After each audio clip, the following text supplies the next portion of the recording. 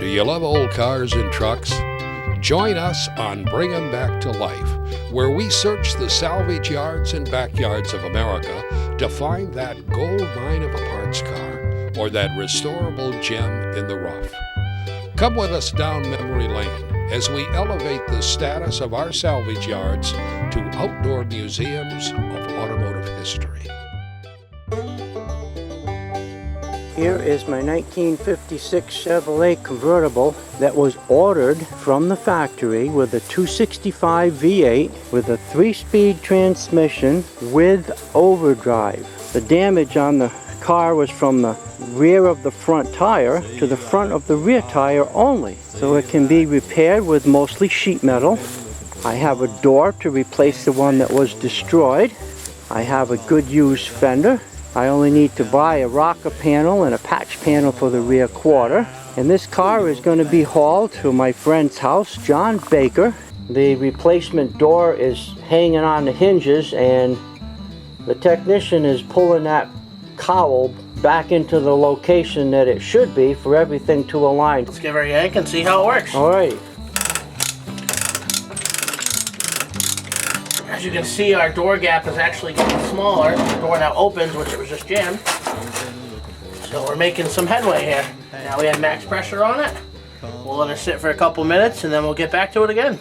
So you said when the cowl was pushed back and in two directions, right? Yes.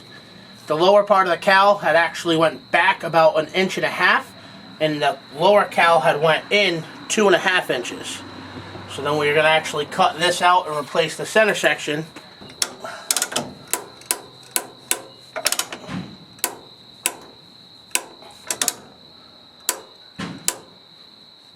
Put max pressure on it. I'm actually going to tap the top with a hammer to relieve some pressure.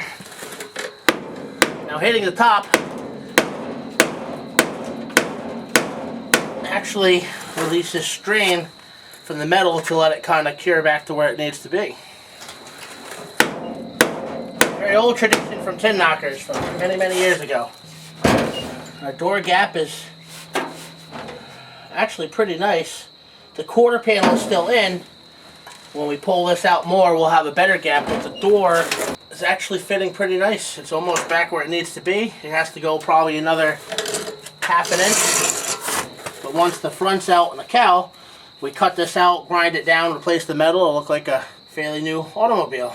Alright, the next step is we're going to do a little more pulling, a little more beating up here in the front section. When we first started this adventure, the door would not even shut. It was about 1.5 inches overlay to the door. And now we have a really close door line. So let's do a little more pulling and a little more hitting. Always wear safety protective lenses when you're doing this. I have contact lenses, which is no substitute, so let me get mine on, because the next step, when you start pulling really hard, metal can fly and safety has to be first. And please don't try this at home if you don't have somebody who's done this before, because you can really hurt yourself or hence do damage to the vehicle. Alright, we're going to do a couple more pulls here.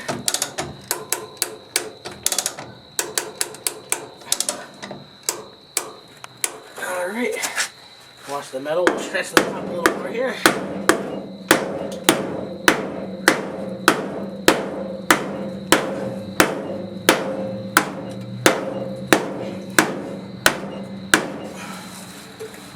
I'm beating down to actually get my line to contour. I don't know if you guys can see at home there, but it is actually pulling out. And the firewall is actually moving forward. And the door is getting a better gap still. So we'll go a little more. This will break off. This is made to break. So when we get to our breaking point where the chassis cannot take no more, it will come apart. Each click is about 1,000 pounds of pressure. You can actually see the cowl is opening right here, coming up to the corner, which means the whole lower part is coming out. It doesn't look like much on film, but it's moved a lot. What we're trying to achieve by doing this is making the door fit properly to the body. And this is all covered by the fender, so even once we straighten the metal and make it look good, the fender will cover the rest of that. You guys cannot really see that it was kinked in the middle. The kink is actually out of the car as of now. There's a little bit from the body, which is rusty here, but we were kinked right in the middle. So the point of impact was low and hard, but not enough to affect the frame. So the new floor section should be able to fit right in nicely on the mounts. Yes, the new floor section will come right in, and this must be pulled out as well. We have to remove the interior, be careful because it is a 1956. Remove the bottom structure and then pull it out, and then we'll take another measurement from center post to center post. From the other car and this car. From the other car to this car to achieve our maximum goal. Today I am in Shelby, North Carolina at Sundell Auto Specialties, and I'm going to be talking with Norman Sundell, and I'm going to be walking through their yard specializing in GM muscle. Okay, I'm in the office area interviewing Norm Sundell, and Norm, can you tell me about your vision of starting the salvage yard operation and why you tend to have focused on the CHEVELLE line of GM cars to begin with? Well, the parts really grew out of a hobby of when the boys were in high school.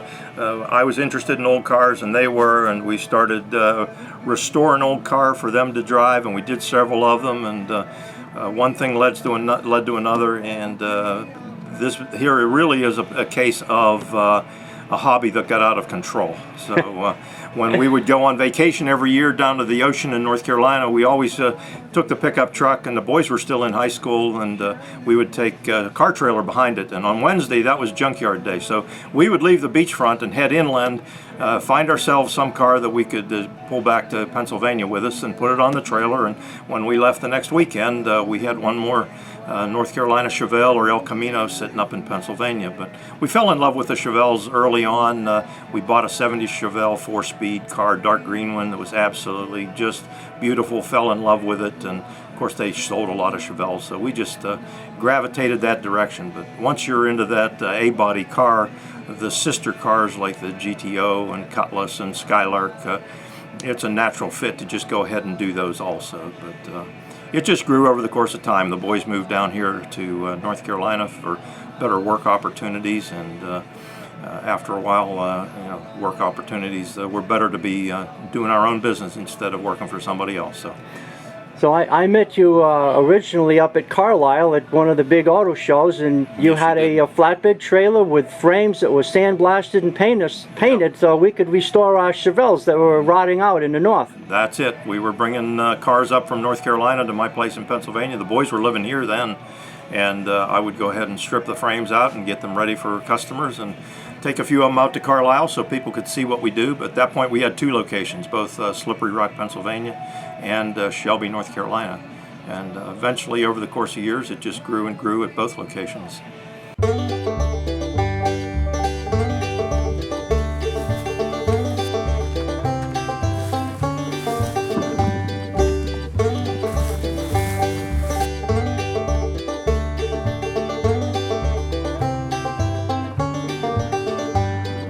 Say you like old cars, say you like old trucks.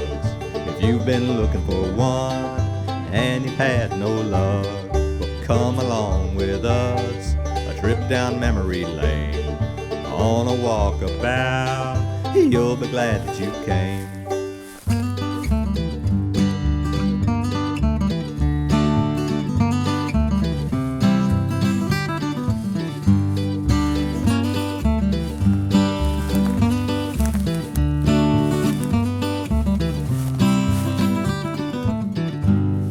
Say you like old cars, say you like old trucks. If you've been looking for one and you've had no luck, well, come along with us, a trip down memory lane. On a walkabout, you'll be glad that you came.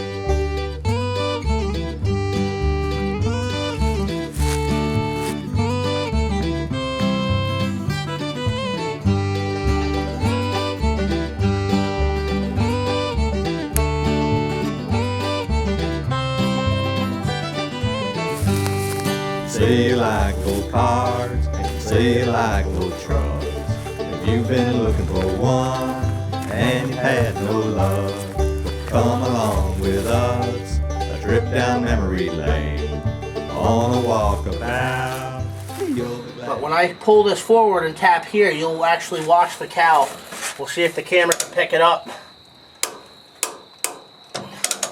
Again, always keep in mind that chain's right there next to your leg, and I can hear the creaking of the body.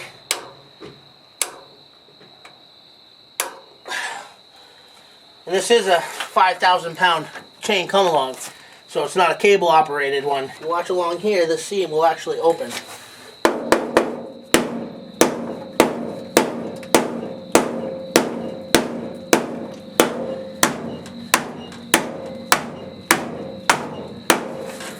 Now I'm distorting the metal up top, but we are replacing all this. As you can see, my gap is now open more. It's open through. By hitting here, I'm allowing maximum pressure to be relieved here to actually pull forward. So I think a couple more pulls here, we're going to be pretty good. Our center of point, which I'll measure in 1 minute, when I first started, this was actually 1.5 inches. I'm going to see now. Actually, I'm going to measure that now. We're semi-closed. From point of weld, we had started at 1.5 inches. Now I'm going by the weld mark here in the car, not the actual mark. So we've gained over about roughly 1/4 inch pull. Which doesn't seem like a lot, but that's a lot of metal to move. So let's pull it a couple more times here and see how we make out.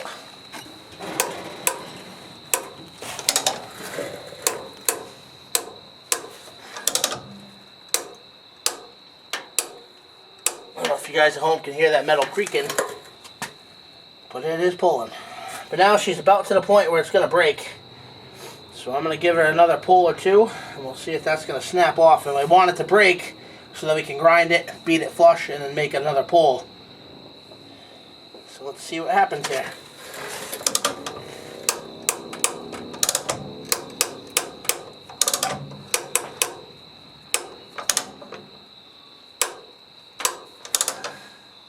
I'm now going to actually hit the point of impact where it's pulling to try to break it off to center the metal again and see what we can do.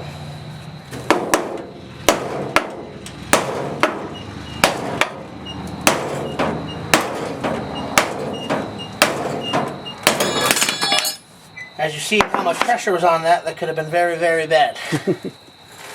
But we want to cut because we want to see how thick the metal is before we go through. As I said again, this seam will be pulled out and straightened and replaced as of here and here.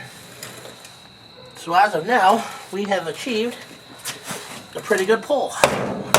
As you'll see, it still has to go a little more. Our door gap is tightened up just a little bit, but our quarter panel is still in. But as of now, the tension's off the door. You can see how it fits tight, which we still need a quarter panel pull, and we're still going to have to pull some more. But for today, I think that wraps it up. We have to pull the door, readjust, get some better lighting, and then we'll show you folks at home some more stuff when we go to cut and do some more pulls.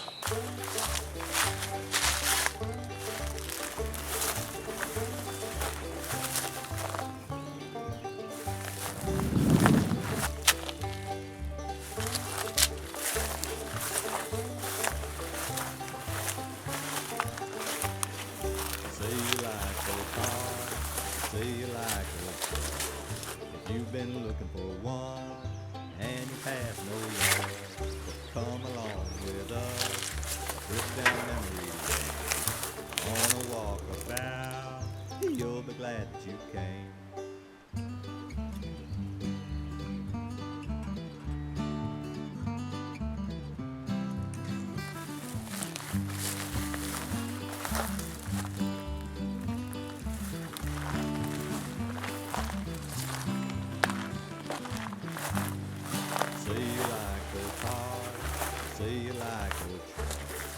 You've been looking for one, and you've had no luck.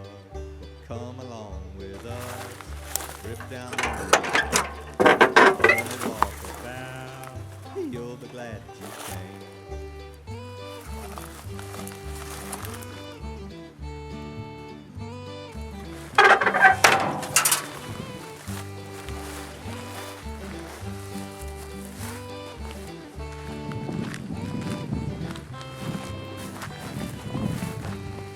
Say you like old cars, say you like old trucks. You've been looking for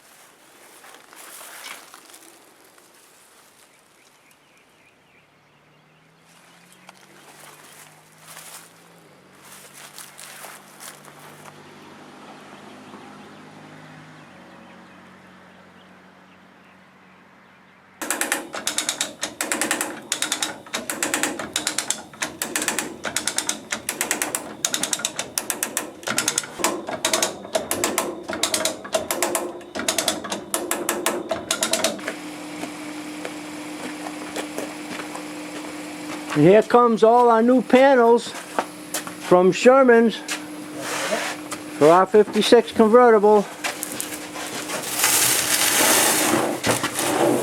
Rocker panels, half a floor pan and front quarter. Ready to rip now. Sherman Auto Parts, here we go. We're here today with Dennis's donor car for his 56 Chevy convertible. Today we cut the cowl out from the top all the way down to the sides, as you can see if you get a good picture over in there. And then the back side of the cowl we cut between the hinges so we can splice in, use these door hinges and try to mold it into the car properly. As you can see, we already did the hard work, so you guys don't have to watch that. Simple little metal structure with some rot in the bottom, but we're only using 3/4 of the way down. Through with some new steel, and we'll see some pictures here shortly when we get it back together. Alright, we're back working on our 56 Chevy convertible. We're going to take off the door we temporarily put on so we can fit our rest of our panels and get the cowl back together.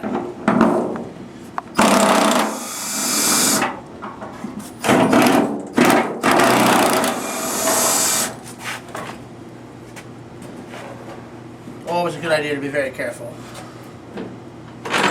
As you see, I'm using a jack, which makes it a lot accessible for one person. Then we'll gently set the door shell off to the side.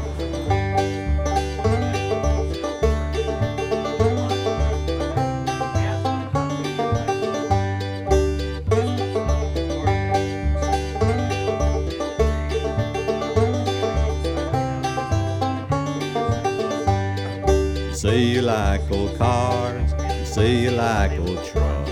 If you've been looking for one and you've had no luck, well, come along with us, a trip down memory lane, on a walkabout. You'll be glad that you came.